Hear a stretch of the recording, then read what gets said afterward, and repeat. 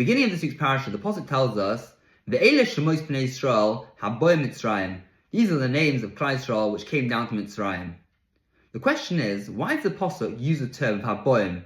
Haboim means that they came right now. It's more of a present term. The Pasuk should have said, Asher bo, that came. They'd already been there for a while. So why does the Pasuk tell us the lashon of haboim as if they just came? That wasn't true. Let's say with the following answer.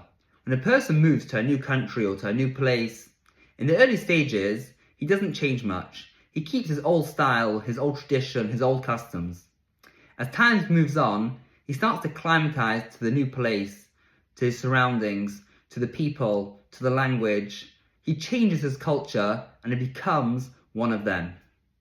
The Yidden, when they came to Mitzrayim, however long they were there, they didn't change. They wanted to hold on to their old identity. They didn't want to change and become Egyptians. And this is why the Pasuk uses the word haboim, as if they had just came.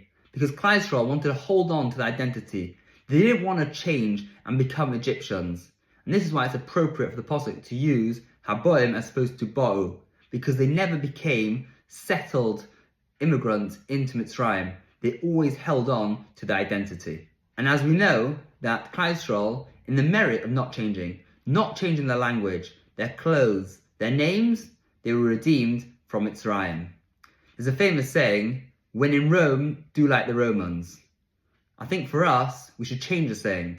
When you're a Yid, you should always be a Yid. Just because you're in a different location, that doesn't mean you have to lose your identity. You have to remember who you are wherever you are. And if you're wondering, what's the big deal? Changing our clothes. Does it make such a big deal? In my heart, I'm a good Jew. I'll tell you the impact and the power of what we wear from the following story which happened to me a few months ago. I was in a chasna in Oldham. No Jews live there. It's quite a low-class area.